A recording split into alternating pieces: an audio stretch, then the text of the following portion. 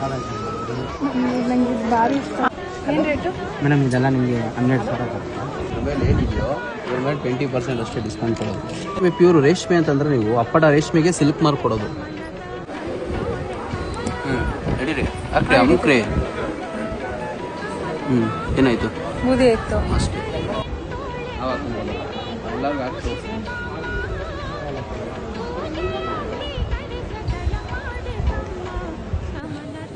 ಜಾತ್ರೆ ಹಂಗೆ ಕಾಣಿಸ್ತದೆ.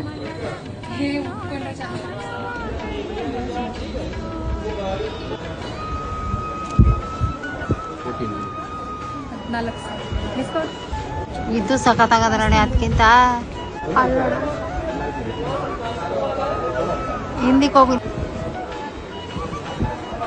ಅಂಗಡಿಯಲ್ಲಿ ಯಾರು ಇಲ್ವಲ್ಲ ಟ್ರೇನಿಂಗಲ್ಲಿ ಇದ್ರೆ. ಇದು ಪಾಯಿಂಟ್ ಇದು ರೇರ್ ಬರುತ್ತೆ. ಇದು ಟನ್ನಿಂಗ್ ಬುಟ್ಟ ಬರುತ್ತೆ. ಡಬಲ್ ಇಕ್ಕತ್ತಿದೆ.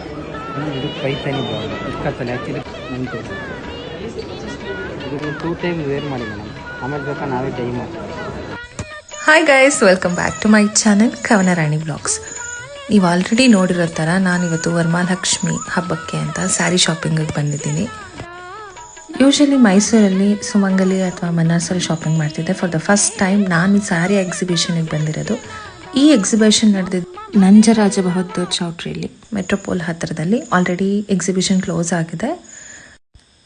ನಾನೇ ಎಕ್ಸಿಬಿಷನ್ ಲಾಸ್ಟ್ ಡೇಯಲ್ಲಿ ಹೋಗಿದ್ದು, ಅದಕ್ಕೋಸ್ಕರ ಅಷ್ಟೊಂದು ಕಲೆಕ್ಷನ್ಸ್ ಇರಲಿಲ್ಲ. ಬಟ್ ಸ್ಟಿಲ್ ತುಂಬ ಚೆನ್ನಾಗಿರೋ ಕಲೆಕ್ಷನ್ಸ್ ಅಂತೂ ಇದ್ವು.